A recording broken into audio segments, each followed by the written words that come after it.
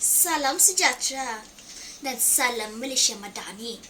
Pohon pepaya tiada berduri, tumbuh bersama bunga melati. Izinkan saya perkenalkan diri, moga-moga menyentuh hati. Nama diberi Valeria Aubrey, anak sudin muda dan berusia 16 tahun. Saya merupakan anak didik di SMK Serian. Dan kod sekolah saya YEB 8205. Pada waktu lapang, saya gemar membaca buku cerita. Di dalam video ini, saya amatlah teruja kerana dapat berkongsi sebuah buku cerita yang pernah saya baca yang berjudul Darah Titik di Semantan. Seri motivasi dan nilai murni di dalam novel ini mengisahkan semangat perjuangan penduduk tempatan yang menentang penjajah Inggris demi mempertahankan tanah air yang tercinta. Novel karya Arman Sani ini sangatlah menarik dan syarat dengan pengajaran yang boleh dijadikan iktibar di dalam kehidupan seharian, terutamanya golongan remaja. Novel ini diterbitkan oleh Dewan Bahasa dan Pustaka pada tahun 2015. Novel ini setebal 154 halaman dan mempunyai sisipan kandungan sebanyak 14 bab. Ayo bersama saya kita mengamati dan mendalami cerita ini dengan lebih dekat lagi. Novel ini mengisahkan cabaran dan rintangan yang terpaksa dihadapi oleh Zahid dan rakan-rakannya bersama Datuk Bahaman, Mak Lela, Lajis, Pat Uda, Ismail dan lain-lain. Pada masa yang sama, Mat Kilau dan Tok Gajah juga merupakan penggorak kebangkitan rakyat di negeri Pahang untuk menentang penjajahan pihak Inggris.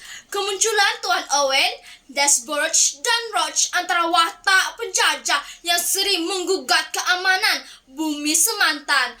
Datuk Bahaman tidak berpuas hati apabila pihak Inggris mencabuli perjanjian mereka dan AI Wise membina rumah pangsuh di Ruwak Turwa.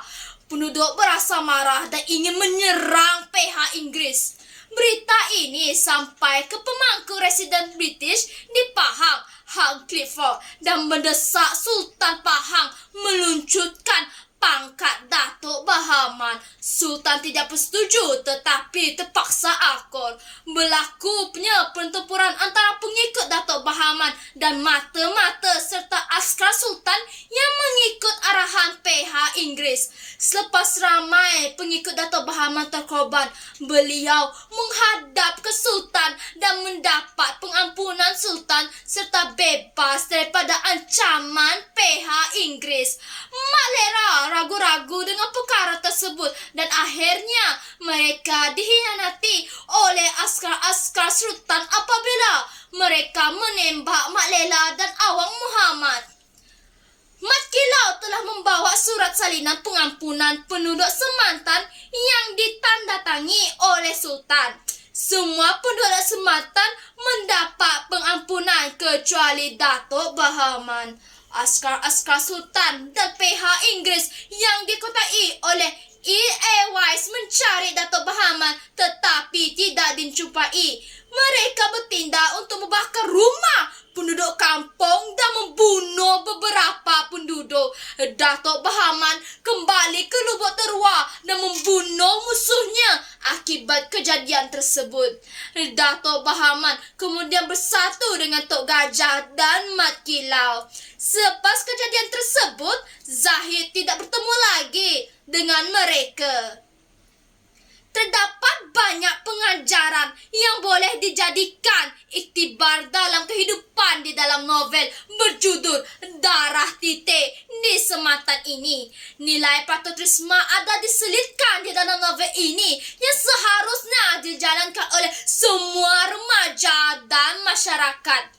Keberanian, kerjasama dan rasional merupakan nilai perlu diterapkan di karya ini. Sebagai seorang warga negara, kita